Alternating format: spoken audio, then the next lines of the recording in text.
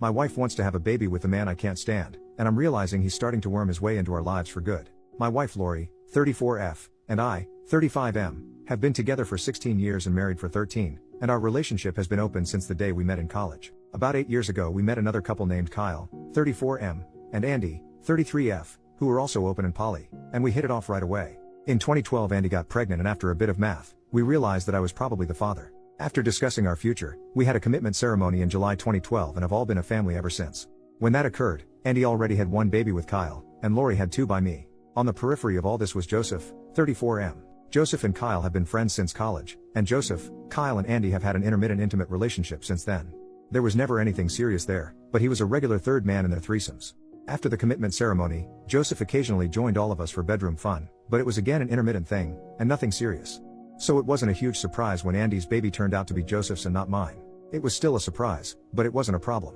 The baby was welcomed into our family, and Joseph became a more regular guest in our home.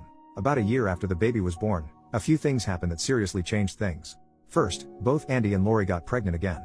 As we'd later learn, Andy's baby really was mine this time around, and Lori's baby is Kyle's.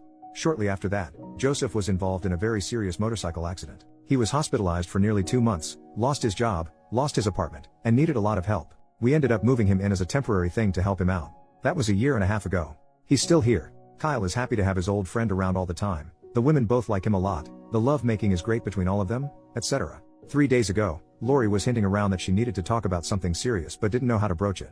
After a bit of discussion, it came out. She wants to have one more baby. And not just anyone's baby. She wants to have Joseph's baby. She wants to go off the pill, and have Kyle and I either abstain from being intimate with her, or to have only rubber protected love making until Joseph gets her pregnant. When I asked her why, she just shrugged her shoulders and said that she loved him too, and that it was only fair. She said that Andy had a child by each of the three of us, and that she wanted to have a child by each of us too. After a bit more discussion, it came out that the idea was his, and that he was feeling left out because he didn't have a child with her. Putting aside the childish notion that babies should be created solely to placate someone's sense of fairness, I have a few serious problems with this.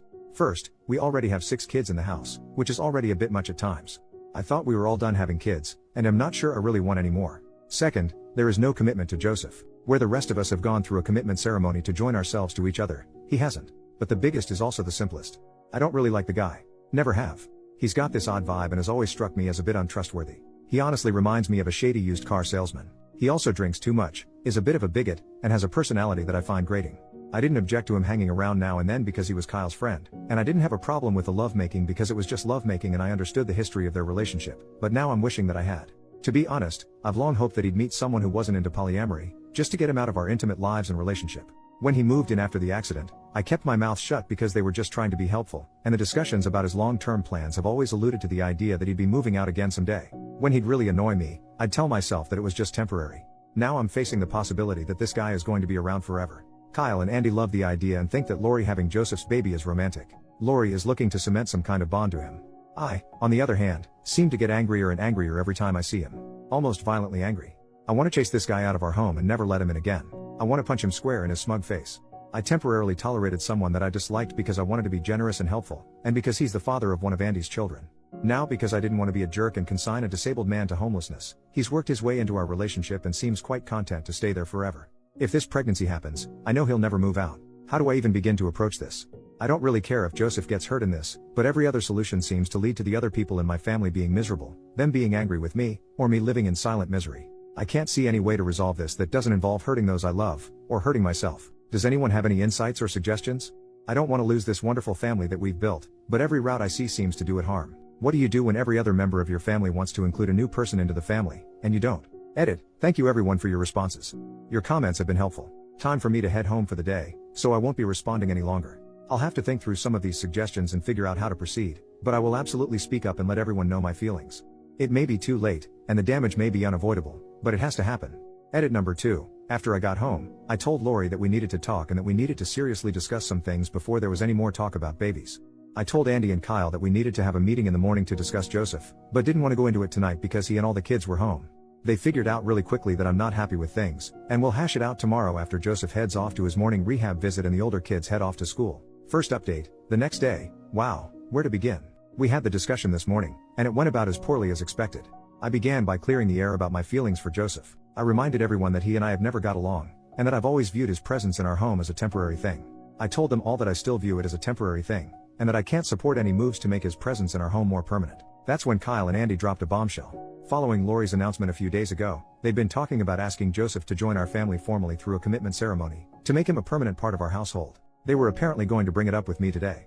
I reminded them that, as part of our original commitment, we'd agreed that any additions to our family had to be done unanimously, and made it very clear that I'd never agree to that. My statement led to a huge argument, which included them calling me selfish and the statement that the three of them could hold a commitment ceremony without me. I didn't want to go there, but I shut that down by saying, understand that, if you do that, you're not talking about adding someone new to the family. You're talking about replacing me with him. I can't stay in a family that would hurt and disrespect me that way. That led to even more arguing that didn't have any real conclusion. That's when I turned to Lori. I told her that I loved her, and that it broke my heart that she wanted to have a child with someone I couldn't stand. I also told her that I found it offensive that he'd ask her to have a child to placate his own ego, but that I thought the request was fairly consistent with his lack of character.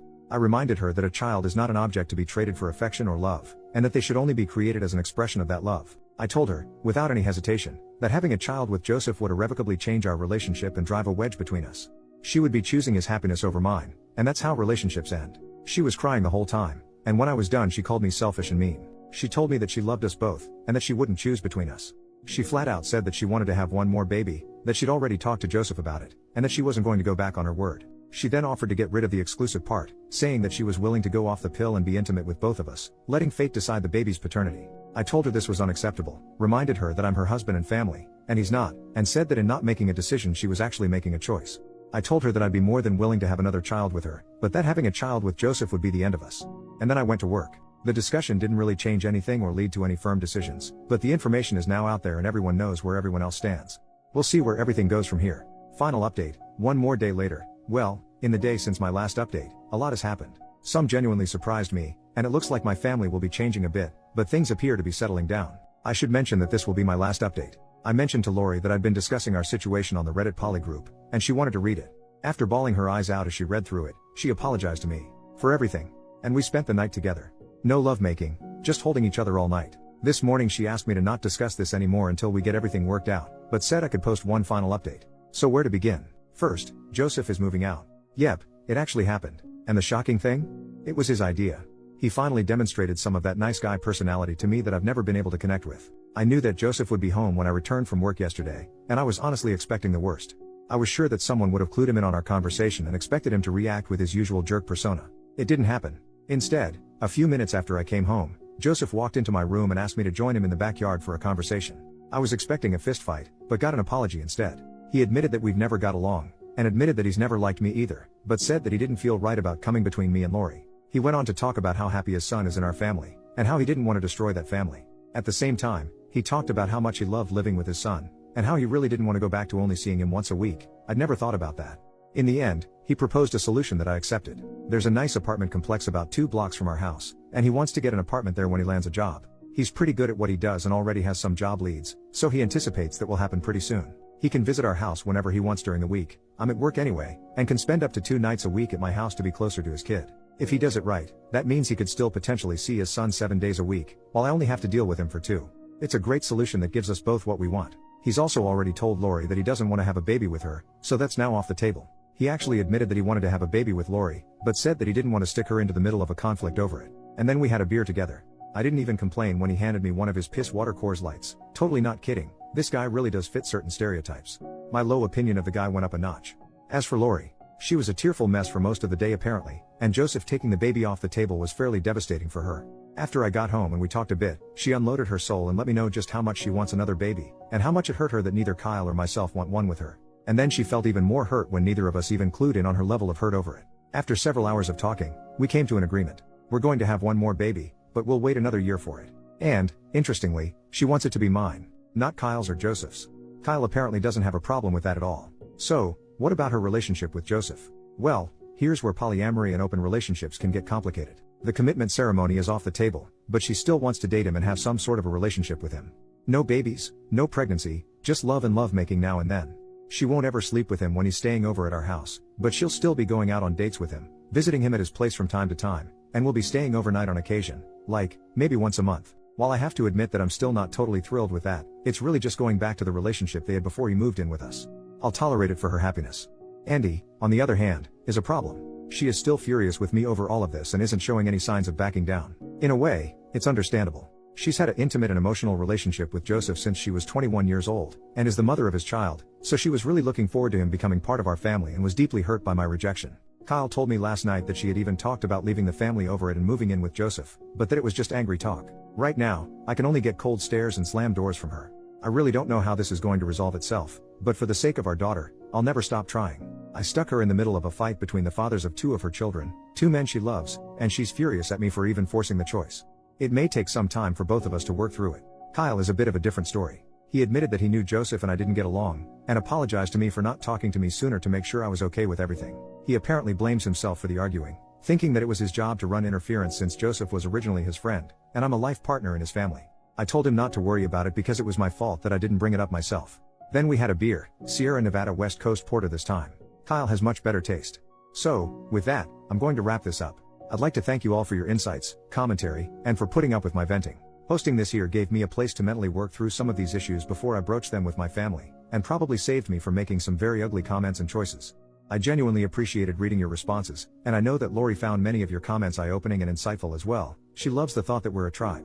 Because someone requested it, we may come back and do an Ask Me Anything at some point about the emotional and family dynamics of living in a large poly and tribal household, but we need to finish working through the current situation first. Much love to you all.